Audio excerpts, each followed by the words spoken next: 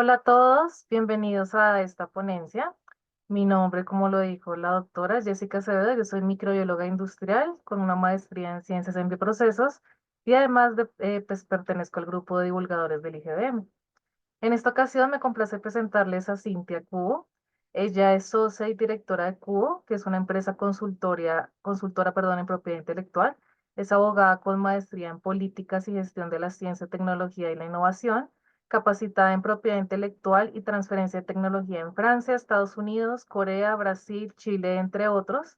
Cuenta con más de 15 años de experiencia en el sector público y privado en asesoría legal y propiedad intelectual para la innovación. Es parte del programa de asistencia a inventores y consultora internacional en comercialización y de la Organización Mundial de la Propiedad Intelectual. Ha sido representante del CONCITEC en grupos técnicos de propiedad intelectual en reuniones de la PEC y Alianza del Pacífico. Y hoy nos va a contar sobre los aspectos claves de la propiedad intelectual para emprender, la importancia de la propiedad intelectual para proteger y monetizar las creaciones de la empresa. Entonces te doy la bienvenida, Cintia. Muchas gracias, muy amables. Pues, en primer lugar, muchas gracias por la invitación. A la doctora Michelle, a todo el equipo, en realidad es un gusto ser parte de este evento.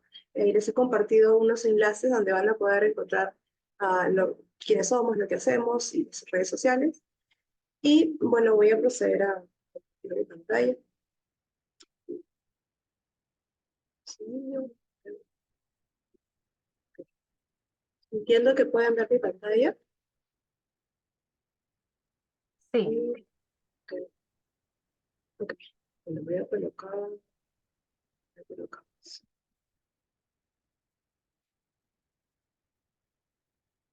Ok, bueno, muchas gracias nuevamente al Instituto de Genética Bárbara Martín por la invitación, a todo el equipo. Hoy día vamos a hablar sobre propiedad intelectual y el emprendimiento, con un foco especial en ciencias de la vida, porque sé que es acorde al perfil del público que participa el día de hoy. Muy a grandes rasgos, como ya se dijo, sí, no voy a reparar mucho en esto. Yo soy abogada y tengo una formación en propiedad intelectual y transferencia tecnológica, y por eso es que tal vez me he focalizado mucho en asesorar a proyectos, emprendimientos, instituciones que trabajan en el ámbito de la imagen, ¿sí? Así que eso es, no te lo voy a repetir. Así que bueno, les quería comentar que la presentación la he dividido de esta manera. Vamos a hacer bueno, por supuesto vamos a revisar qué es la propiedad intelectual, vamos a ver algunas modalidades de propiedad intelectual y vamos a ver cómo podemos usar la propiedad intelectual para generar ingresos. Y luego llegaremos a unas conclusiones. Y a los que se queden hasta el final, les vamos a dar un regalo, ¿sí? Así que de eso sabrán si se quedan hasta el final. Eh, y lo he estructurado de esta manera porque en realidad yo sé que ya hay mucha información, ¿no? Uno puede saber entrar a Google y recibir mucha información sobre marcas, patentes, requisitos, cómo es el trámite, ¿no?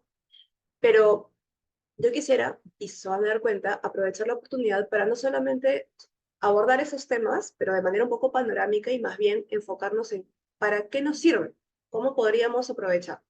Económicamente, por supuesto, porque estamos en el marco de emprendedores o potenciales emprendedores. Así que para ello, por supuesto, tenemos que definir, ¿no?, qué es la propiedad intelectual. Y por propiedad intelectual hacemos referencia a aquella propiedad que recae sobre las creaciones del intelecto humano, lo que creamos los seres humanos. Pueden ser creaciones de diversa índole, muy artísticas, un poema, una escultura, una fotografía, o de repente creaciones más ligadas a la tecnología, ¿no?, a la técnica. Y por ser tan amplio el concepto, como se han dado cuenta, la propiedad intelectual se divide en dos grupos. Por un lado, en los derechos de autor y por otro lado, en la propiedad industrial. Entonces, cuando hablamos de derechos de autor, hacemos referencia a aquellas creaciones que están íntimamente relacionadas a la personalidad del creador. Lo que yo estoy haciendo hoy es conversar sobre propiedad intelectual para el emprendimiento. Puede venir otro profesional y hablar sobre el mismo tema, pero cada quien lo hará a su forma, con sus ejemplos, de acuerdo a su personalidad y sus experiencias. Por eso es que ambas exposiciones son obras originales, porque dependen o derivan de la personalidad del creador.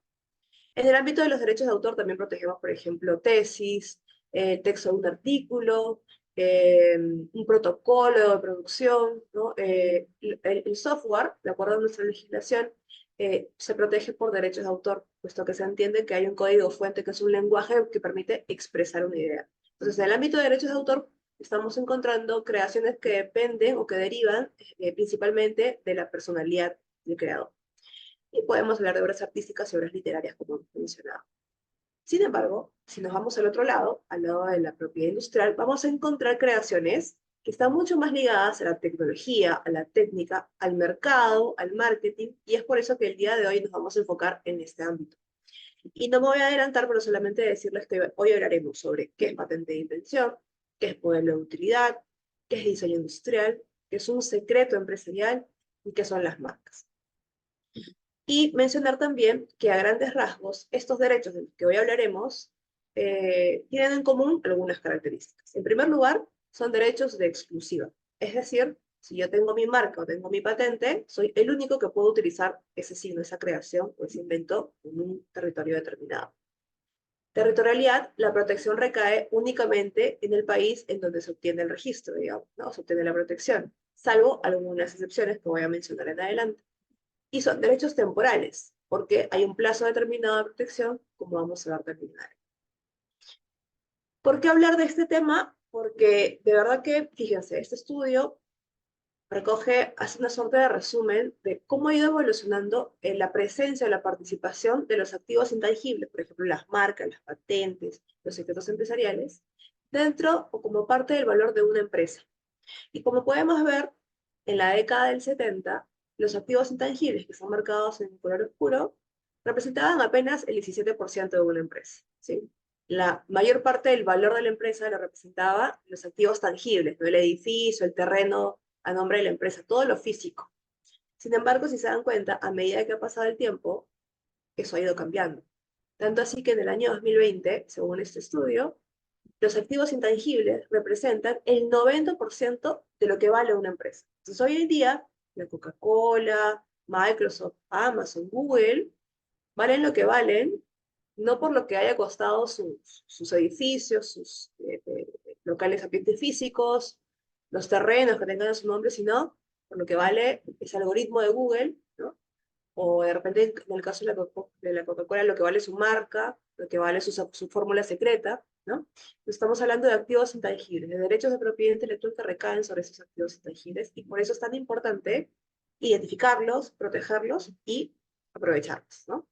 Entonces, vamos a ver el día de hoy, y ese es el objetivo, cómo estos derechos nos ayudan a tener exclusividad en el mercado, a ser los únicos que podemos explotar nuestro invento o nuestro signo o nuestro diseño, porque eso nos ayuda precisamente a, al ser los únicos, pues a evitar que nuestros competidores puedan utilizar nuestra invención que nos ha costado tanto, ¿no?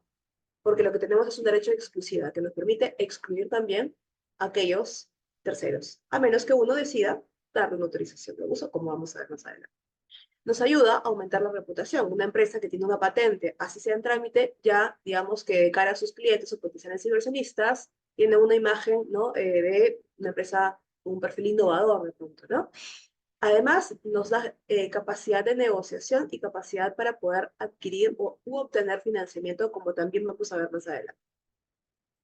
Entonces, ¿de qué modalidades de propiedad intelectual estamos hablando? O vamos a hablar el día de hoy para enfocarnos en algunas, ¿no? Aprovechar bien el tiempo.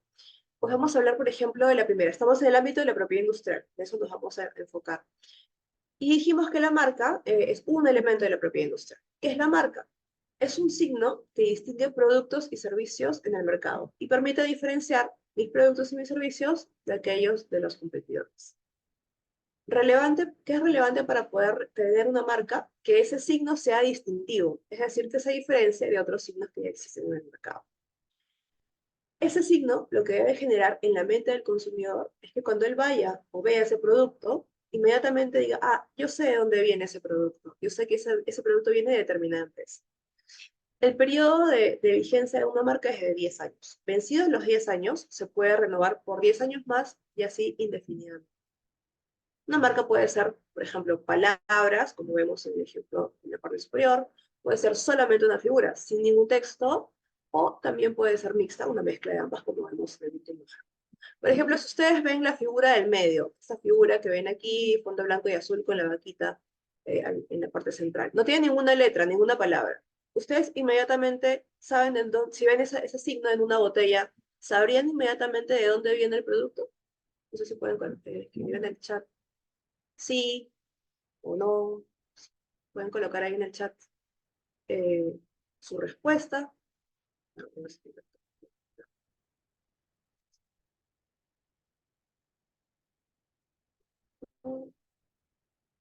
Todos ustedes. ¿Sí? ¿Alguien puede decirnos si identificaría? Claro, por el logo, ¿verdad? Por la imagen, inmediatamente, perdón, Gloria, exacto. Ya por, así no diga la palabra Gloria, este signo inmediatamente permite que ustedes asocien y digan, ese producto viene de tal empresa. Esa es la finalidad de una marca. Genera en la mente del consumidor una asociación entre ese producto o servicio y su origen empresarial, siempre y cuando esa marca sea distintiva, ¿no? Pero también, además de estas marcas tradicionales que conocemos, podemos proteger o tener protección sobre marcas no tradicionales. Por ejemplo, en el caso de las marcas sobre la forma de un producto, de repente de un envase, que se conocen como marcas tridimensionales. Un ejemplo clásico es la forma de la botella de la Coca-Cola.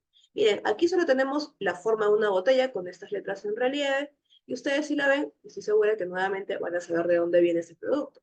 O este chocolate, quienes les gustan los chocolates, si ven la forma de este chocolate, muchos saben que este producto viene de esa Hershey. O de repente aquí en este otro ejemplo vemos la forma triangular de Toblerone. Esta forma triangular y sucesiva de chocolate es otro ejemplo de marca tridimensional. Además de la marca mixta que ya tiene Toblerone, letras rojas. Entonces en un solo producto encontramos, fíjense, dos marcas. Marcas del tridimensional para la forma del producto y una marca mixta para el logotipo, digamos. O también podemos tener marcas olfativas, como es el caso de quienes deben conocer, bueno, si ustedes tuvieran niños o sobrinos, este producto que es Play-Doh, ¿no? Que es como una plastilina que tiene un aroma particular, agradable. Ese aroma se ha registrado como marca olfativa, en este caso en México. Y en nuestro país, en Perú, ustedes conocen este producto, el helado Donofrio, y seguramente también han escuchado por ahí cuando están trabajando esa famosa melodía de la bocina del heladero de Donofrio. Y de pronto cuando ustedes están trabajando y escuchan que por la calle, escuchan esa melodía en la calle, inmediatamente están pensando, ah, por la calle está pasando el heladero de Onofre. Ustedes no piensan que está pasando el heladero de los helados Ártica, ¿no? Esa melodía, esa famosa melodía que todos tenemos ya aquí pegada o grabada en nuestra mente, es un signo, es una melodía, que asocia ese producto con su origen empresarial. Nos remite a pensar de dónde viene ese producto. Nos remite a pensar en el titular de esa marca, ¿no? Eh, entonces, a grandes rasgos, esa es una forma de proteger nuestras creaciones intelectuales, ¿no? Ese signo que nos permite distinguir nuestro producto o servicio en el mercado. ¿Para qué? Para que los consumidores identifiquen y sepan de dónde viene nuestro producto y nos puedan comprar fácilmente. Si no existieran las marcas, ¿cómo podrían diferenciar y saber cuál elegir? ¿Mm? Ahora seguimos en el ámbito de la propiedad industrial, pero vamos a hablar de otra forma de protección, que es el diseño industrial. Aquí estamos haciendo referencia a la forma en la que protegemos la apariencia ornamental o estética de un objeto, ¿sí? Sin que cambie su destino o finalidad. Tiene que ser una apariencia particular y debe ser una forma nueva a nivel mundial, es decir, que no exista en ninguna parte del mundo. ¿Mm? Y puede aplicar, por ejemplo, a diseños bidimensionales, como es el diseño de una servilleta, una alfombra, como puede aplicar a diseños sobre objetos tridimensionales como los que vemos aquí en la pantalla. La vigencia de un diseño industrial es de 10 años. Vencidos los 10 años, ese diseño pasa a ser de dominio público y ya nunca más nadie se puede apropiar de él. Ejemplos en Perú, por ejemplo, aquí vemos este envase cónico desechable con tapa que se usa es una empresa para presentar su producto que es pollo con papas fritas. Esa forma cónica con un vaso debajo y con un sorbete ahí al costado es una forma particular. En su momento fue novedosa y se logró registrar como diseño industrial. O de repente aquí, la tableta de caldo. La forma de la tableta también fue en su momento un diseño industrial. No estamos protegiendo la composición ni la receta, nada. O sea, estamos protegiendo la forma, nada más la forma. U otro ejemplo es el del carro para la venta de choclos. Los carros para la venta de choclos y de otros productos existen, pero a alguien se le ocurrió darle esta forma. Esa forma en su momento fue novedosa y tenía una apariencia particular y se registró como diseño industrial a nombre incluso de una eh, institución que dependía del Ministerio de Agricultura de Perú. Ya es de dominio público, así que es libre, se puede usar. Eh, Seguimos en el ámbito de la propiedad industrial y ahora vamos a entrar a hablar de las patentes. Hay dos tipos de patentes, patente de invención y patente de modelo de utilidad. Pero para hablar de ambas, debemos definir previamente qué cosa es una invención. Y por invención hacemos referencia a una solución técnica a un problema técnico. Ejemplo de problema técnico, o sea, hay dificultad para recolectar frijoles en suelo duro, rocoso, porque se dañan las plántulas en el momento de alzarlo. Posibles soluciones técnicas, muchas, pero de repente a mí se me ocurre, bueno, podría generar un dispositivo de recolección de frijol que consiste en una máquina agrícola que permita recolectar estos frijoles con un mecanismo elevado de tracción y uno de limpieza. Una estructura sencilla, pero aplicable a lugares con suelo duro o con muchas piedras, de alto nivel mecánico y que dañe o que tenga un bajo daño a plántulas. Entonces, problema técnico, solución técnica. Esa solución técnica es la que yo podría proteger como patente, sería una invención. Solución técnica no es, esta solución que yo he desarrollado es más barata que las que existen en el mercado. Esa sería una característica tal vez comercial, pero para patentes tenemos que seguirnos en esa solución técnica, en ese aspecto técnico. Entonces, si tenemos una solución técnica, ¿qué es lo que nos dice el sistema de patentes? Básicamente, este sistema implica lo siguiente. Digamos que yo he invertido mi tiempo, mis conocimientos y eventualmente mi dinero en desarrollar esa solución técnica, en pensar, en hacer las pruebas, ir a campo y tal. Y todo eso me ha tomado tiempo, ustedes lo saben muy bien, toma años, ¿no? Entonces yo quiero un reconocimiento. Voy al Estado, en nuestro país, voy al Indecopi y solicito un premio, digamos, ¿no? El sistema, el Estado me premia a mí por haber invertido mis conocimientos, mi tiempo y tal, y lo que me da, el premio que me va a otorgar por haber desarrollado esa solución técnica se llama patente. Obviamente, si es que cumplo con los requisitos de ley que ahora vamos a ver y llevo a cabo el procedimiento administrativo establecido. Entonces el Estado me da un premio, me dice, inventor, yo te premio por todo lo que has desarrollado, por esta solución técnica, y te voy a dar ese título de patente. Tu premio es un título de patente. ¿Y qué significa el título de patente? Significa que tú vas a ser el único que vas a poder explotar esa invención en este territorio, en este país, y por un tiempo determinado. ¿Sí? Pero ese premio que le da el Estado al inventor no es gratuito. Es decir, a cambio el inventor tiene que divulgar, tiene que decir cómo desarrolló ese invento, cuáles fueron sus antecedentes, ¿no? Los resultados de las pruebas que realizó. Tiene que describirlo claramente como para que otra persona con un cierto conocimiento de la materia lo pueda replicar. Y lo podrá replicar para investigar y para generar nuevos desarrollos tecnológicos a partir de esa tejida o de ese invento.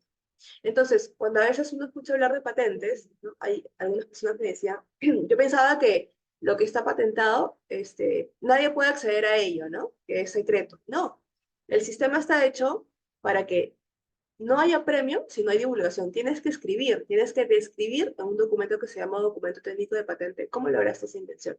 Y esa descripción clara que has hecho en una etapa del procedimiento se va a hacer pública y cualquier persona va a poder acceder a poder leerlo y va a poder replicarlo para seguir investigando y de repente generar una nueva tecnología mejorada a partir de la mía, y luego otra y así sucesivamente la sociedad se beneficia con mayor acceso y desarrollo tecnológico. Entonces, patente implica divulgación siempre. Pero claro, hay quienes dicen, sí, pero te da un derecho de exclusiva, es un monopolio legal. Sí, es un monopolio legal solamente para la explotación, para decidir si licencio mi invento, si lo exporto, cuánto cobro por él. Claro, ese es el premio. Pero ese premio es acotado en tiempo y espacio. ¿Mm? Entonces, requisitos para tener una patente de invención. Primero, que esa solución técnica que propongo sea nueva a nivel mundial, es decir, que no se haya divulgado previamente, que no sea parte del estado de la técnica. Dos, que tenga nivel inventivo, es decir, que no sea una solución obvia o fácilmente deducible para un profesional promedio en ese campo técnico. Y tercero, que tenga aplicación industrial, es decir, que esté destinada o dirigida a aplicarse a alguna determinada actividad productiva.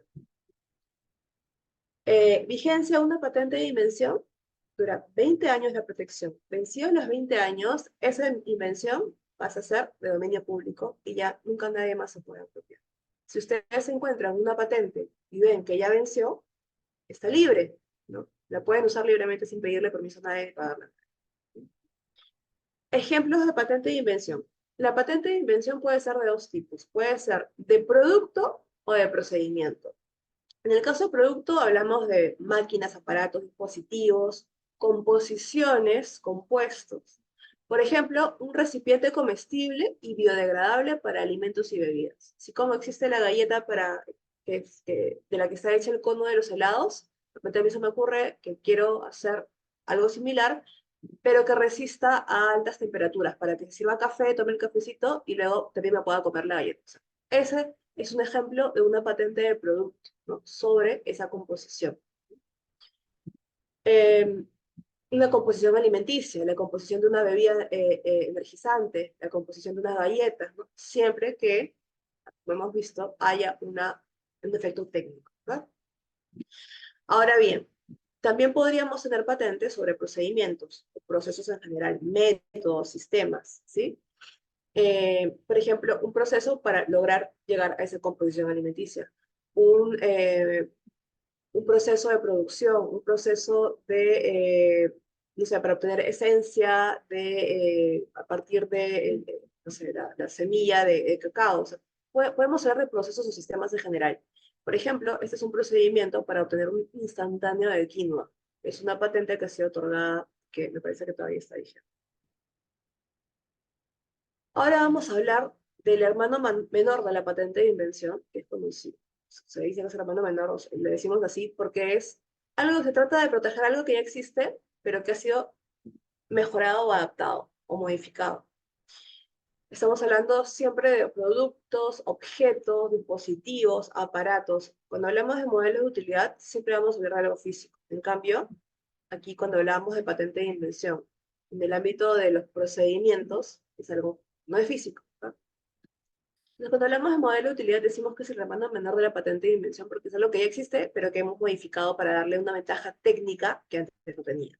El requisito clave, que tenga esa ventaja técnica, esa mejora, y que ese producto o objeto adaptado o modificado sea nuevo a nivel mundial, ¿no? Vigencia, 10 años, y luego pasa a ser de dominio público. Ejemplo, un dispositivo de cocción y ahumado. Ya existen, claro que sí, pero a alguien se le ocurrió colocar un determinado número de bandejas para colocarla así, retirarla fácilmente y de esa manera agilizar y facilitar el proceso de cocción. Otro ejemplo, esta caja portasándwiches. Ya existen las cajas portasándwiches, sí, pero bueno, hay un problema y es que cuando de repente, no sé, trasladas tu pedido, ¿no? Tu sándwich o tu hamburguesa, como es muy pequeña y la caja es muy grande, con el movimiento se estropea. Entonces a alguien se le ocurrió, voy a hacer una caja con ciertos pliegues para que pueda cambiar de tamaño. Entonces, tú doblas la caja por esos pliegues y sigues las instrucciones, esa cajita va cambiando de tamaño y se adecua al tamaño del sándwich para que no se estropee. Ejemplo, modelo de utilidad. Cosas que ya existen tan sencillas y que se pueden proteger vía patente. Ahora, si, no sé, tal vez hay alguien que tenga experiencia, haya tenido experiencia en algún emprendimiento, tal vez esta información les pueda ser de interés, o esté pensando en emprender. Fíjese, las empresas, e incluso una empresa grande como esta, tuvo una experiencia en patentes. Y yo les puedo contar porque me tocó ser parte del equipo que diseñó esa estrategia de protección hace unos años. Es una empresa muy grande que es el Licor. Y en su momento, claro, lo que como toda empresa buscaba era esto que vemos en la primera imagen, ¿no? Colocar ese producto en los supermercados y vender. Su objetivo era cómo industrializó, ¿no? la preparación de picarones, que todos conocemos, ¿no? Que se hacen de manera artesanal y tal. Entonces, en esa época, estamos hablando creo que 2014-2015, esa era una idea novedosa y tenían ese objetivo, colocar el producto en el mercado. Y claro, al pensar en propiedad intelectual, pensaron en la marca, pero se preguntaron, ¿y podría haber alguna patente? Y es ahí donde justamente se empezó a explorar el tema. Y siempre uno, como agente de patentes o asesor en patentes, trata de darle la mejor protección. Entonces pues, empezamos a pensar, a ver, ¿qué has hecho para llegar a ese producto? ¿Qué hubo detrás? ¿No? Y por ejemplo ahí se consideró en su momento, por ejemplo, proteger la masa, porque dijimos que se puede patentar también las composiciones, ¿no? Se pensó también en su momento de pronto en proteger el proceso para obtener esa masa, patente de procedimiento, ¿no? Y así indagando y tratando de siempre recabar más información de los inventores, llegamos a un punto en el que se mencionó, y esto ya lo puedo decir porque ya es público, la patente ya pasó por esa etapa de publicidad y tal, comentaban que sucede que ya existía una máquina para hacer donuts, ¿no? Una máquina con unas palancas, con una disposición determinada y que hacía un movimiento determinado. Pero esa posición y esos movimientos de la palanca de la máquina para hacer donuts no servía para lograr la masa que se requiere para hacer picarones, porque nuestros picarones requieren otro tipo de amase, otro tipo de movimientos. Entonces, ¿qué pasó? Se modificó la máquina, se hicieron algunos ajustes, cambios, pruebas y tal, y se obtuvo un dispositivo adaptado, modificado. Eso también se sometió al sistema de patentes y finalmente lo que sí llegó a obtener patente fue este dispositivo adaptado de limpiador de masa para una amasadora mezcladora que facilita la obtención de una masa homogénea, suave y con poca calidad.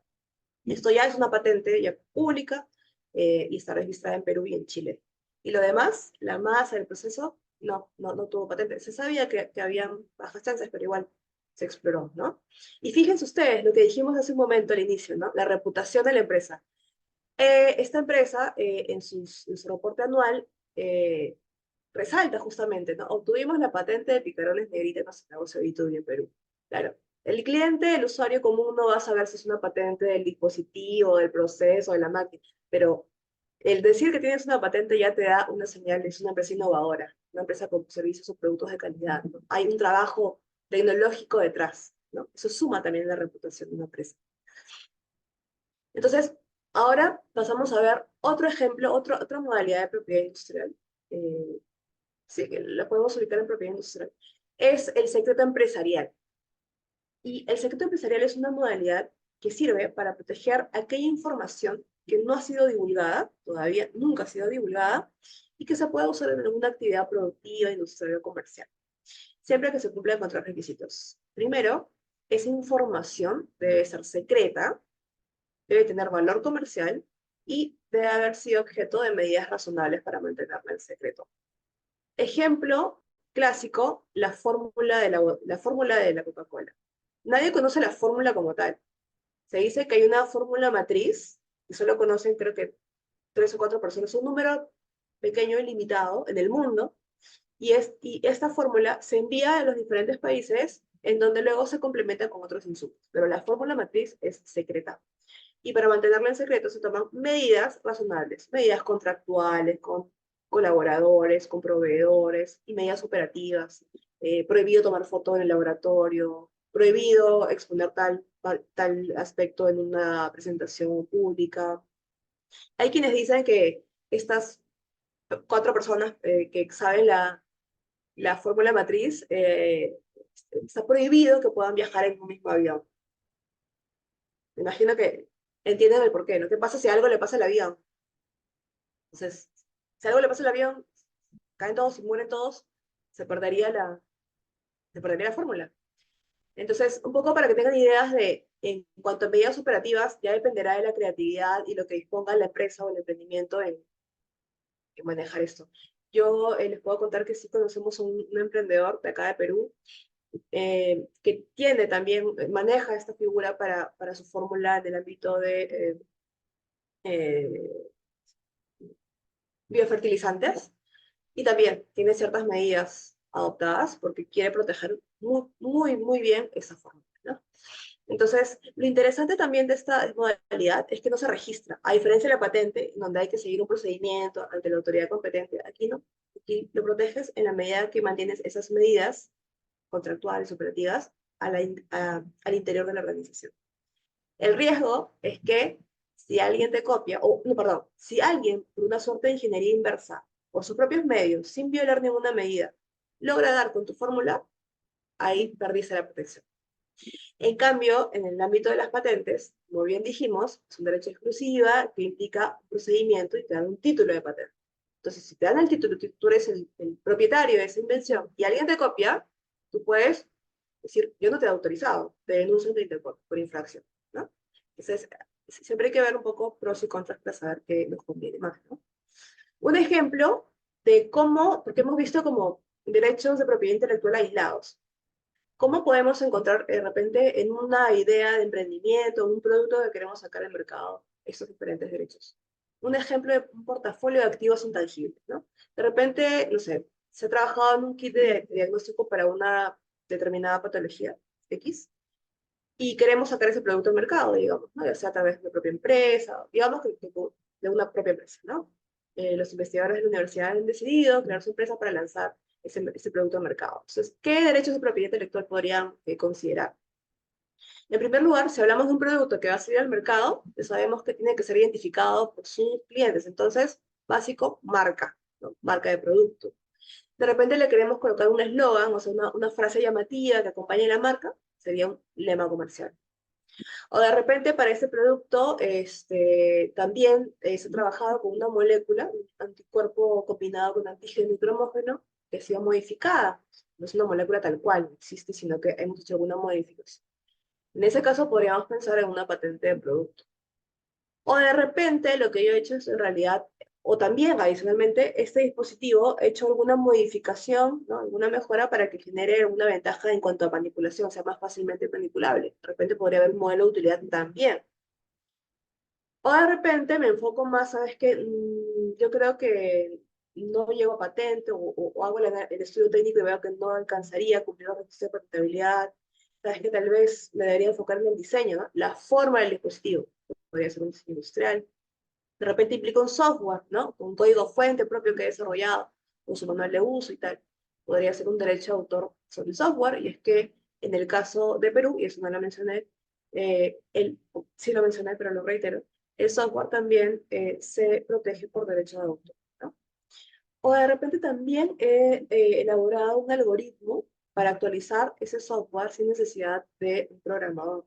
Entonces, ese algoritmo lo podría proteger como sector empresarial. Porque si mi producto es, si mi modelo de negocio implica sacar, o sea, vender el dispositivo, el usuario no tiene por qué saber cuál es el algoritmo, no lo necesita saber. Entonces, ese algoritmo yo lo podría proteger como sector empresarial.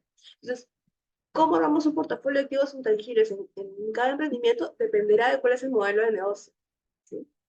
Si mi emprendimiento es generar no sé, un dron, ¿no? Con alguna mejora, lo he adaptado y tal, y mi modelo de negocio es vender esos drones a grandes empresas y quiero patentarlo, voy a tener que esperar, lamentablemente, el trámite de patentes es muy largo, puede ser 4 años aproximadamente, tendré que esperar mucho para luego poder comercializarlo, porque lo que quiero es mantener la novedad, ¿no? Entonces, va a depender. En cambio, si mi modelo de negocio, si mi producto es una bebida energizante, ¿no? A base de quinoa, ¿no? Con gran cantidad proteica, y yo quiero patentar esa fórmula, ¿sí? Yo puedo vender, ya puedo ir vendiendo el producto, porque mi usuario, mi consumidor, no tiene por qué saber cuál es la fórmula. A los ingredientes sí, pero no toda la fórmula. Yo puedo ir ya vendiendo el producto, puedo divulgarlo ya. No voy a afectar la novedad, que es uno de los requisitos clave para tener una patente. Entonces, siempre hay que tener en cuenta cuál es nuestro modelo de negocio, cuál es la propuesta de valor de nuestro modelo de negocio, y sobre esa base empezar a definir e identificar cuáles podrían ser los derechos de propiedad intelectual no protegidos. Les iba a mostrar un caso de un emprendimiento de compostaje, pero si no es de tiempo, de pronto lo comparto, para poder avanzar con el tema de modernización, para que esté bien con el tiempo. Gracias. Así que un poco hemos tenido un panorama, hemos dado una mirada panorámica de los diferentes derechos de propiedad intelectual para que un poco comprendan sus principales características, sepan qué se diferencian. Y ahora quisiera mostrarles cómo podemos aprovechar esos derechos para generar ingresos en la empresa o en el emprendimiento. Y formas de generar ingresos hay muchas. Y seguramente si ustedes han llevado o han asistido a alguna presentación, a alguna conferencia sobre transferencia tecnológica, y han escuchado sobre licencia y sesión, ¿no? Son formas de transferir el conocimiento, transferir la tecnología, muy también usados en el ámbito, digamos, de universidades, el ámbito científico. Aquí también en el ámbito ya comercial también se pueden usar. Entonces, vamos a ver las principales, o en qué consisten y cuáles son sus diferencias. Cuando hablamos de una cesión, cuando yo quiero ceder mi marca o ceder mi patente, lo que a lo que hago referencia es a una transferencia de propiedad a favor de un tercero. Es como cuando yo tengo un carro, ¿no? Y se lo quiero vender a una persona, a alguno de ustedes, entonces yo digo, yo te traslado la propiedad, dejo de ser la propietaria y ahora tú eres el propietario. Yo la pierdo, me das dinero, gano dinero, pero tú eres un nuevo propietario. Se transfiere la propiedad. En cambio, en el caso de la licencia, una licencia de patente o de marca o de software, lo que implica es que yo sigo siendo la propietaria, la titular, pero te autorizo el uso. Tú puedes utilizar mi software, mi patente, ¿sí? Sin que yo pierda esa titularidad. Y esa licencia yo la puedo acotar. Solo te voy a autorizar por un año, por 2 años, por un año y luego previa evaluación veremos si continuamos. Solamente para Lima y Arequipa. O sea, uno puede acotar, ¿no? Esto, porque todo esto se plasma en contratos. Un ejemplo de licencia es el caso de la cubeta, esta cubeta de hielo, ¿no? Fíjense, aquí este inventor, que es Hernán Garrido de Leca, hace muchos años identificó un problema, siempre hablamos de problemas. El problema era que cuando uno tenía esta cubeta, como pueden ver en la imagen inferior, uno quería sacar un hielito, colocaba la cubeta abajo, boca abajo, y empujaba, digamos, y que el problema era que salían 2, 3, 4, 5 hielitos, se caían y se perdía el agua, ¿no? Entonces, él dijo, ¿cómo puedo hacer para evitar eso? Eso. Bueno, voy a colocarle una tapita, se puede apreciar aquí, en esta parte inferior, una tapita corrediza con un agujero. De manera que a medida que voy corriendo la tapita, ¿sí? Solamente va a salir un número determinado de cubos y no se va a caer todo. Eso, que es un producto que ya existe y que fue modificado para darle una ventaja técnica, se protege como modelo de utilidad. Esto fue su invento, y él dijo, bueno, me interesa llevarlo al mercado, obviamente, ¿no? Él generó un prototipo, logró colocarlo en supermercados aquí en Perú, pero el precio era muy alto. Así que decidió enfocarse en el mercado de Estados Unidos. Y en el mercado de Estados Unidos, lo que pasó es que se encontró con otros desafíos. Y es que allá le dijeron, ¿sabes qué? Todo bien, pero tu diseño, como pueden ver en la parte inferior, ¿no? Tu producto no tiene un diseño con los estándares de un producto de calidad global, que es lo que necesitamos. Además, pregunta, ¿tienes la patente? Y es que allá, en otros países, sí hay una cultura, digamos, de protección de la propiedad intelectual. Lo primero que le preguntaron es, ¿tienes la patente para poder venderlo? Y él no la tenía. Entonces, afortunadamente, llegó a dar con una empresa muy conocida que es Oxford Grips o Houseware Inc. Y llegaron a un acuerdo con esta empresa. Estaba interesada, ¿no? Quedaron en que esta empresa iba a cubrir todos los gastos para obtener las patentes y a cambio él le iba a dar una licencia de uso a esa empresa. Le iba a decir, ok, te autorizo que tú, empresa Houseware Inc., te encargues de comercializar el producto en los supermercados, ¿no? Ese fue el acuerdo. Y obviamente la empresa le iba a dar a él un porcentaje, ¿no? Más regalías por la venta de cada producto. Resultados, según la información de Indecopy, tiene 3 patentes y una en Estados Unidos ya otorgadas. Y a la fecha, pues tiene aproximadamente, puede recibir $6.500 en un trimestre por regalías, digamos. Solamente porque él, mientras hace sus cosas, hay una empresa que está trabajando en comercializar ese producto. Y acá pueden ver al lado derecho ya la presentación, pues, mucho más amigable, ¿no? Y atractiva, que es lo que pudo generar para que pueda colocar el producto en Estados Unidos. Así que es un ejemplo de licencia sobre el modelo de utilidad de un invento que tal vez puede resultar muy simple, pero que generó este resultado. En el ámbito comercial también tenemos otras formas de monetizar nuestras creaciones, ¿no? Otra es la franquicia.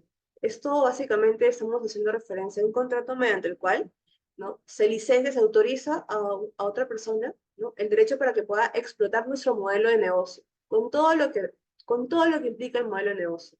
Viene con marcas, viene con diseños industriales, viene con patentes, viene con know-how, todo, ¿no? Se le autoriza que él pueda explotar nuestro modelo de negocio con todos esos derechos de propiedad intelectual y pueda replicar ese modelo de negocio en otro lugar. ¿Qué es lo que nosotros vemos todos los días, no? McDonald's, Starbucks, ¿sí? Kentucky Fried Chicken, son franquicias. Alguien generó esas creaciones, esas marcas, esos diseños y tal, ya está hecho, ya ganó un posicionamiento y acuerda con que otra persona puede utilizar todo eso, ¿no? Y vender en otro país. Y obviamente le da un porcentaje de las ventas y también un porcentaje por la utilización de sus activos intangibles, ¿no? Monetizamos nuestros activos intangibles también a través de ventas. O la garantía mobiliaria. ¿Quién alguna vez ha pedido un préstamo al banco?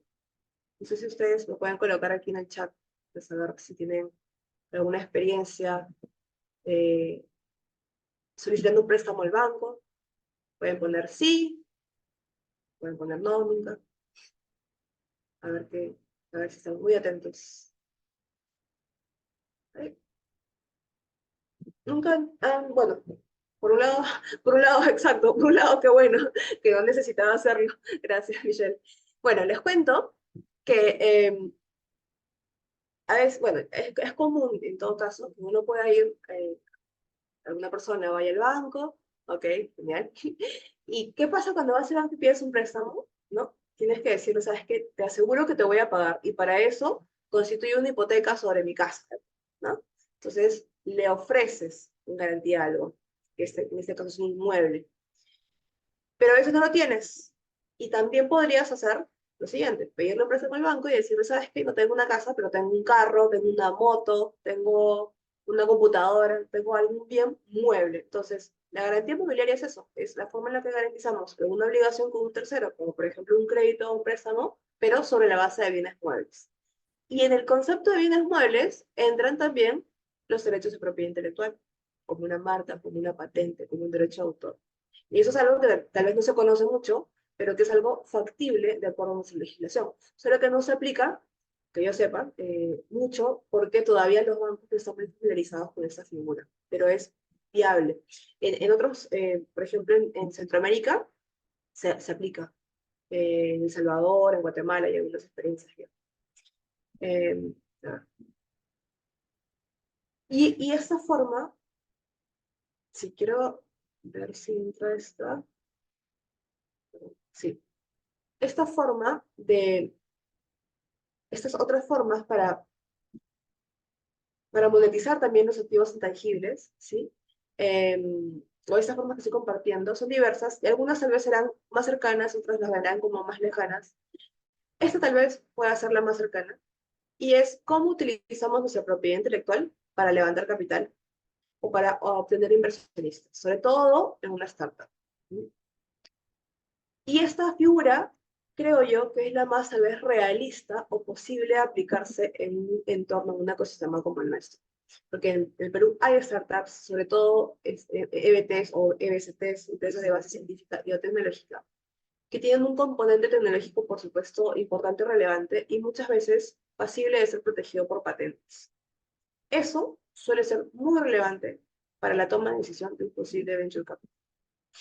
Entonces, algunos tips para que ustedes los tengan en cuenta si es que en algún momento les toca presentarse frente a una ronda de inversionistas o estos tiburones como Shark Tank, o algún posible interesado o algún posible aliado comercial, ¿no? Siempre es importante, cuando nos vamos a presentar ante un posible inversionista, ir preparados, ¿no? Y como que antes hacer una suerte de checklist para saber qué diríamos o qué responderíamos ante estas preguntas. Por ejemplo, la primera, preguntarse, ¿mi empresa, mi startup, tiene la titularidad de esa patente, esa marca, ese diseño, ese derecho de autor sobre el software, dependiendo del modelo de negocio? O sea, ¿somos los titulares? ¿Somos los propietarios? ¿Sí o no? Si la respuesta es sí, genial, ¿no? Si la respuesta es no, todavía no, ok, entonces piensa, ¿cuál es tu estrategia de protección? ¿En qué etapa te encuentras? ¿Qué países abarca? De repente me dices, sabes que sí, que todavía no tenemos la patente, pero tenemos un estudio de patentabilidad favorable y ahora estamos justo trabajando en la redacción de la patente. Ya eso, ¿no? Genera otra mirada por parte del inversionista. Ok, está haciendo algo. O de repente yo digo, sabes que tengo una solicitud de patente en Perú y estoy por presentar una en Brasil, ¿no? Entonces, tener eso muy claro. ¿Cuál es la estrategia de comercialización y cómo la propiedad intelectual es parte de ella? Y nuevamente esto va a depender del modelo de negocio.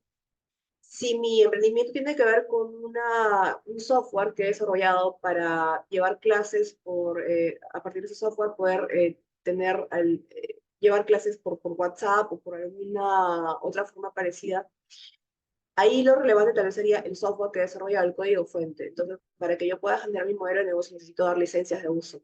Entonces, tengo que aclararle, ok, mi modelo de negocio implica licencias porque tengo un software propio original, el cual está debidamente protegido. Entonces, explicar que eso está claro, ¿no?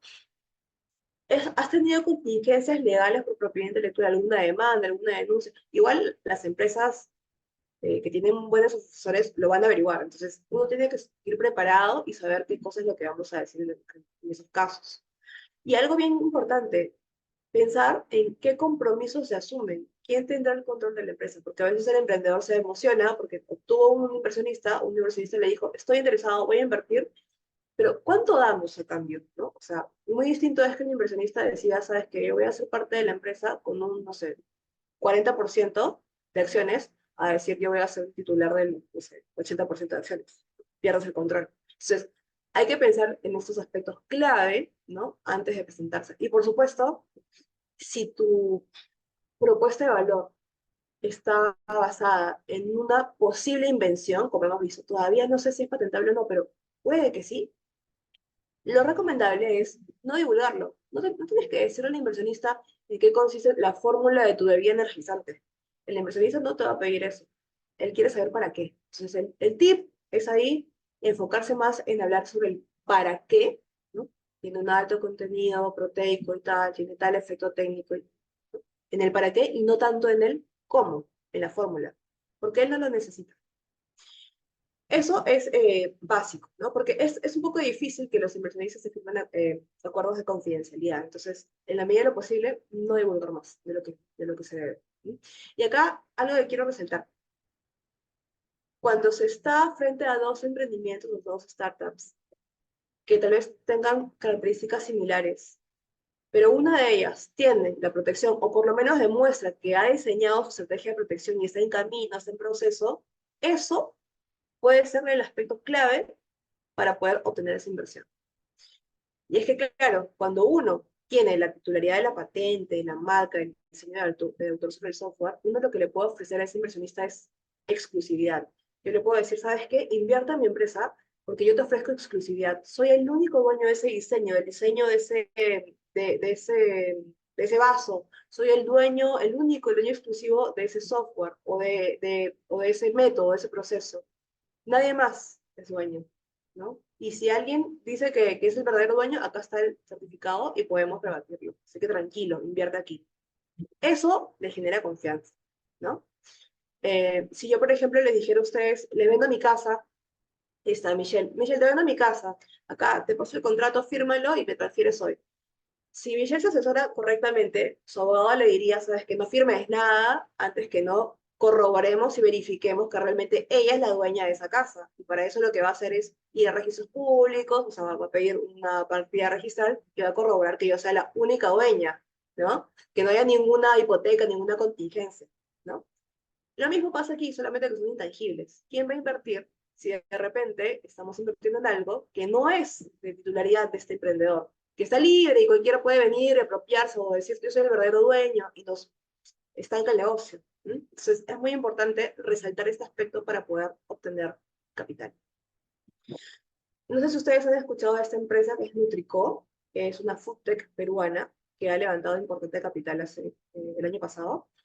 Y ellos son una empresa peruana que muy consciente de la importancia de la propiedad intelectual. Ha generado un software, que es Virgilio, pues, ha salido en algunos medios, ¿no? Que en propias palabras, es un software que permite generar ciertas recetas de formulación de alimentos con determinados ingredientes con una data que normalmente un ingeniero de industrias alimentarias no lo tiene fácilmente.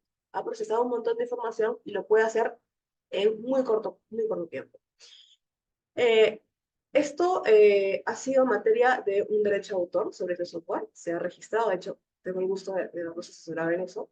Y si bien en esa época, para cuando levantaron ese capital, todavía no tenían el derecho de autor sobre el software, ellos son muy conscientes, y así me lo dijeron, sabemos que la propiedad intelectual es clave, porque le da valor, mayor valor a la compañía y porque es una barrera de entrada para otros competidores. Y eso es muy importante. Yo creo que ellos entienden que creo que su experiencia también lo dice, mientras más valga tu compañía, más van a invertir. Entonces, ¿cómo generamos mayor valor en la empresa? Y como lo vimos al inicio, con mayor activos intangibles, ¿no? Entonces, es importante también considerar este aspecto de la propiedad intelectual en ese proceso para llegar a capital. Y yo les quiero compartir este caso y les voy a mostrar un video. Es muy cortito, en verdad. Sí, 45 segundos. Básicamente es lo siguiente. Fíjense, ustedes conocen el programa Shark Tank, pueden poner aquí en el chat sí, no, para saber a ver si están familiarizados. Sí, gracias Michelle. ¿Conoce ese programa? ¿Alguien más conoce este programa Shark Tank? Gracias Jessica. Es un programa, gracias Karim. Es un programa, bueno, donde ustedes, para los que lo conocen, ¿no? Se presenta el emprendedor frente a un panel de posibles inversionistas y él tiene que presentar su producto, ¿no? Y bueno, en YouTube hay un canal que ha recopilado los momentos exactos en donde los tiburones hacen preguntas sobre propiedad intelectual, ¿ya? Entonces, yo les voy a compartir este enlace, voy a compartir la pantalla, para que vean el caso de este emprendimiento que se llama Mr. Pocho. Les adelanto un poco. Ellos han generado, es un caso antiguo, pero fíjense, en esa época ellos generaron este producto que es un case, ¿no? De MP3, ¿sí? Un estuche, digamos, en donde su valor agregado para ellos era el diseño, ¿no? Llamativo, diseños llamativos, con colores atractivos. Entonces era el case.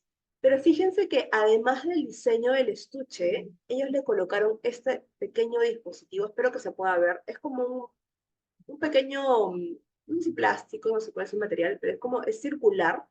Y lo interesante es que en él se puede enrollar los auriculares para que no sean dispersos. Ese pequeño dispositivo, esa piecita, ya existía en el mercado, pero para otro fin. Lo que ellos hicieron es, lo vieron y lo incorporaron como parte de su estuche, de su case, para darle otro plus, digamos. Entonces, ese es el producto que ellos mostraron, que ellos presentaron, y ahora voy a compartir mi pantalla. Está en inglés, pero voy a ver que... A ver si voy a... No.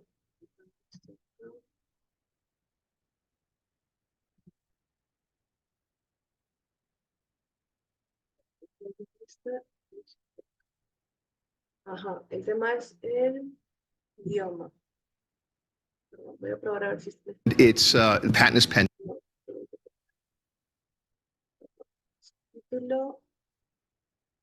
Subtítulo en...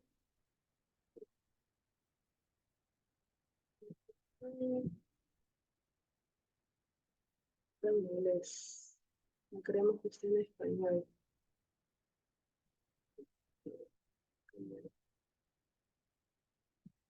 ¿Cómo van con el inglés ustedes? Si no... Sí, no te preocupes, porque la mayoría leen papers en inglés, escriben en inglés, así que... Buenísimo. Qué éxito. Buenas. Entonces vamos a darle play. Va a empezar en el segundo, minuto 9:01. Esto es por acá. Listo. Ahí vamos. And I think you guys know what that can run. Do you have a patent on this? We've got a patent pending on the entire unit. We've repurposed this little device, Right. Which has its own patent. So A patent you have? Its own patent? no. We don't have a patent on this. The cup. I buy it, it protects it, but you said that there was a patent, but it wasn't yours on this piece. So this piece actually has a different purpose. So we repurposed it, attached it to the MP3 case. Yeah. And so now it's a different product altogether. I love that middle device, exactly as Robert was saying, would be a great idea, if you had the patent. I feel like you don't have the patent on the real deal here, so I'm out. We own a utility. para Properties. estar del detalle. what that can run. Les pido que... Sí, sí, ¿sí? puedes poner los subtítulos, pero en inglés no hay problema, por las dudas. Ah, ya. Ok. Ok. Les doy un tip que escuchen sobre todo lo que dice la última inversionista, sobre todo lo que dice ella, y fíjense las preguntas que hace. Entonces empieza en el 901. Digamos. Is pending, and I think you guys know what that can run. Do you have a patent on this? We've got a patent pending on the entire unit. We've repurposed this little device, Right. which has its own patent. So A patent you have? Its own no. patent? We don't have a patent on this. The cup. I buy it protects it, but you said that there was a patent, but it wasn't yours on this piece. So this piece actually has a different purpose. So we repurposed it, attached it to the MP3 case. Yeah. And so now it's a different product altogether. I love that middle device, exactly as Robert was saying, would be a great idea. If you had the patent. I feel like you don't have the patent on the real deal here, so I'm out. Me voy a volver a mi diapositiva. ¿Qué tal? ¿Alguien me podría decir por qué no invirtieron? Porque no decidieron no invertir. ¿Alguien tiene una idea?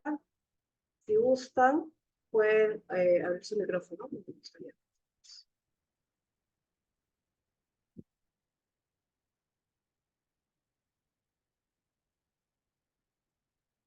Alguien que se anime. ¿Escucharon que el primer inversionista preguntó, ¿tienes una patente? Sí, ¿verdad? Porque no lo patentaron, no tiene patente. ¿Y qué pasó?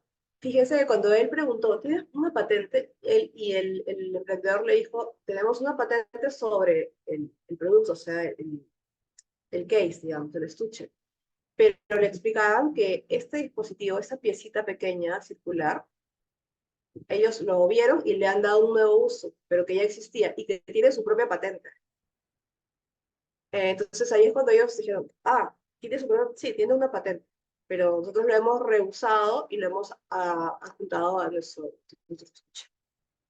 Entonces lo que dijo la última inversionista fue, me parece muy interesante todo, si tú tuvieras la patente. Porque fíjense, y paréntesis, en Estados Unidos las formas, los diseños industriales, digamos, las formas se protegen mediante patente, hay patente de diseño. Entonces allá, ¿qué ha pasado? Lo que había sucedido es que este dispositivo, esta piecita, ya estaba patentado a nombre de un tercero, porque ya existía en el mercado y tenía otro uso, y ya estaba patentado a nombre de un tercero. Y ellos lo que hicieron es, lo uso y lo adjunto a mi estuche. Y ese era el producto. Entonces, los inversionistas, los tiburones decidieron no invertir. ¿Qué pasaría si, por ejemplo, yo les digo a ustedes, o Michelle me dice, ¿sabes qué? No sé, a ver, alquílame tu carro, por ejemplo. Yo le digo, sí, te alquilo mi carro. Pero ¿sabes qué? La llanta de atrás no es mía, es de José. Esto me dirá, ¿pero qué? O sea, entonces para yo usar tu carro. Sí, pero José te va a autorizar. Entonces, Michelle siempre va a estar dependiendo de que José, que es el dueño de una partecita de la llanta, esté de acuerdo en permitirle el uso de ella. Y siempre va a estar como dependiendo de eso. Uno no compra un carro así, uno invierte en algo para usarlo todo. Si estos tiburones invertían en este emprendimiento, sabiendo que una pieza clave del producto está patentado a nombre de un tercero, siempre iban a depender de ese tercero para poder venderlo, para poder comercializarlo. Siempre iban a depender de él. Y si en algún momento ese tercero decía, yo no quiero licenciarte ese dispositivo, se trunca el negocio, no avanza, porque es parte del producto. Es por eso que no invirtieron.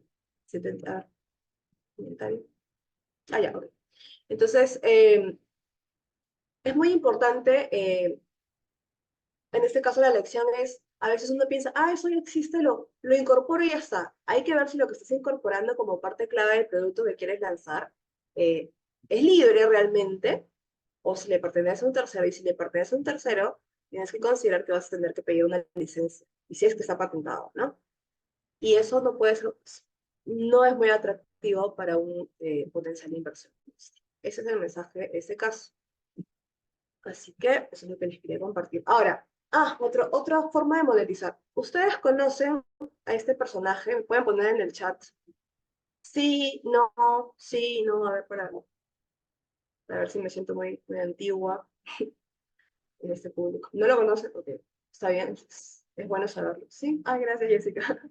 Sí lo conoce. Genial. Algunos lo conocerán, otros no. Sí, genial, Karin, gracias. Sí, pues es un cantante, ¿sí? Se llama David Bowie y sobre todo muy conocido en la década del 80. Y fíjense, ¿qué tiene que ver con lo que estamos hablando, mira, ¿no? Bueno, hay otra forma de monetizar, de generar ingresos, que se llama la securitización. Es como la forma traducida, es un término en inglés para una modalidad, para una operación financiera, que implica crear activos, ¿sí? Y lanzarlos al mercado y venderlos. Y se aplicaba mucho en aquella época para tarjetas de crédito, para otro tipo de activos. No se aplicaba para activos intangibles como los derechos de propiedad intelectual. Pero a partir de David Bowie, esta figura se empezó a aplicar a derechos de propiedad intelectual. Básicamente lo que sucede es lo siguiente. Lo voy a contar de manera bien sencilla porque es una operación financiera. Lo que sucede aquí en esta figura es que lo que hacemos es, juntamos nuestros derechos de propiedad intelectual, de repente tengo mis marcas, mis patentes o mis derechos de autor, o las regalías que podrían generar, las uno, digamos que las empaqueto en una suerte de bolsa imaginaria, y lo que hago es, cada uno de esos derechos o cada una de esas regalías les asigno un valor. ¿Mm? Y esos activos, que equivalen a un determinado valor, los lanza al mercado, así como la bolsa de valores, ¿no? Hay activos, uno compra, invierte y tiene que esperar o hace un seguimiento periódico para ver cuánto ha ganado el interés, ¿no? Bueno, lo mismo, pero esos activos, o esos bonos, porque de hecho aquí en el caso de David Bowie se le llamó bonos Bowie, esos bonos que se lanzan al mercado, ¿sí? Equivalen o corresponden a un derecho de propiedad intelectual o a una regalía. Se venden, alguien que paga por estos activos, paga al instante y va generando intereses periódicamente. ¿Qué le pasó a David Bowie? ¿Cuál era el problema? El problema es que él, en aquella época, había, eh, había tenido un manager, hacía años, a quien le había otorgado los derechos sobre algunas de sus canciones. Había perdido sus derechos sobre algunas de sus obras y quería comprarlas, quería recuperarlas. Y para comprarlas de nuevo necesitaba dinero, pero no tenía ese presupuesto. Entonces él tenía dos caminos, el camino largo y el camino corto. El camino largo era, ¿sabes qué? Voy a suscribir un contrato con mi empresa disquera y lo que voy a hacer es esperar que acabe el año y cuando acabe el año veremos cuánto ha vendido y de las ventas pues recibiré un porcentaje. Y así, luego al año 2 esperemos cuánto ha vendido y recibiré un porcentaje. Y también cuánto ha generado regalías luego de cada año y recibiré el porcentaje. Ese es el camino largo. Pero él dijo, yo necesito dinero pronto y quiero recuperar esas canciones antiguas. Entonces lo que dijo es, ¿sabes qué? Yo tengo unos éxitos, unas canciones que son muy conocidas, voy a hacer un compilatorio de mis grandes éxitos. Y ese compilatorio, ¿no? Son obras protegidas por derechos de autor. Entonces, con la asesoría de una institución financiera especializada, lo que hicieron fue, mira, proyectemos cuáles serían tus futuras regalías de estas canciones, de estas obras musicales, y asignémosles, llamémosle bonos Bowie, y asignémosles un valor y lancémoslas a un mercado, ¿no? Ofrezcámoslas en venta. Entonces, claro, los fans, los seguidores de David Bowie dirían, yo voy a comprar el bono Bowie porque sé que esto me va a generar regalías año tras año. Entonces, ¿qué pasaba en esa figura? El que invierte, esa persona, paga al contado y luego él verá poco a poco periódicamente sus ingresos. Pero David Bowie gana inmediatamente. Entonces, por eso les decía, uno es el camino largo y este de la securitización, es decir, de proyectar futuras regalías de derechos de autor, empaquetarlas y venderlas, es el camino corto. Y fue el camino corto y permitió que él pudiera lograr obtener el fondo que necesitaba y pudo recuperar sus antiguos derechos sobre sus obras, las obras que había perdido. Entonces, esta figura, tal vez ustedes me dirán, pero eso es bien difícil porque, claro, él era David Bowie, que no lo conoce y tal, pero no creo que se pueda aplicar tan fácilmente a una startup que todavía no se ha hecho conocida y tal. Y es cierto, todavía para aplicar esa operación y otras operaciones hay que desarrollar un ecosistema, pero igual quería comentarles como alguna modalidad que sí se puede aplicar, como vimos en el caso del levantamiento de capital, a partir de los derechos de propiedad intelectual como las patentes, y esta otra figura que tal vez pueda tomar más tiempo, pero tal vez sí sea algo que en algún momento podamos aplicar. Bueno, de esa manera lo que yo quería el día de hoy es, para cerrar, quería compartir con ustedes, de manera de conclusión, el mensaje de que la propiedad intelectual no es solamente registro de marcas y patentes, ¿no? La propiedad intelectual es mucho más que eso. Es más que una simple formalidad. Hay emprendedores que a veces he escuchado que me dicen, lo de propiedad intelectual lo veremos adelante, ahorita lo que queremos enfocarnos es en vender, ¿no? Pero, en realidad, puede ser una herramienta estratégica si la incorporamos en su debido momento, ¿sí? Porque nos va a permitir tomar decisiones comerciales clave, como hemos visto hoy día. Además, proteger el conocimiento generado nos permite, primero, nos ayuda a generar ingresos, incrementar nuestras ganancias, a través, por ejemplo, de regalías, como hemos visto hoy, y también nos ayuda a excluir a terceros, ¿no?, que están utilizando de repente indebidamente nuestra creación, e impedir que sigan haciendo, ¿no? Y además, como acabamos de ver, es una herramienta que nos permite brindar seguridad jurídica, ¿sí?, puesto que le damos confianza a ese posible inversionista o a ese posible aliado comercial. Ya que, al ser propietarios de nuestra tecnología, por ejemplo, podemos ofrecer algo que no puede ofrecer el competidor que no tiene la protección. Podemos ofrecer exclusividad, y eso es clave también de resaltar, ¿no? Y ustedes están pensando, bueno, ¿y cómo hago para estos temas? Son temas muy complicados, yo no manejo nada de esto, y los servicios no son accesibles. Tienen las oportunidades como los fondos de Prociencia y Proinnovate, a través de los cuales ustedes pueden cubrir asesoría en materia de propiedad intelectual. Para mayor información, les invitamos a revisar también la página web, donde sacamos algunas notas, noticias sobre temas de interés para emprendedores. Nos enfocamos mucho también en temas de patentes, así que por ahí también les pueda resultar de interés visitar la página. Y bueno, y finalmente, para ver pues se quedaron, ¿sí?, una buena cantidad comparado a quienes empezaron.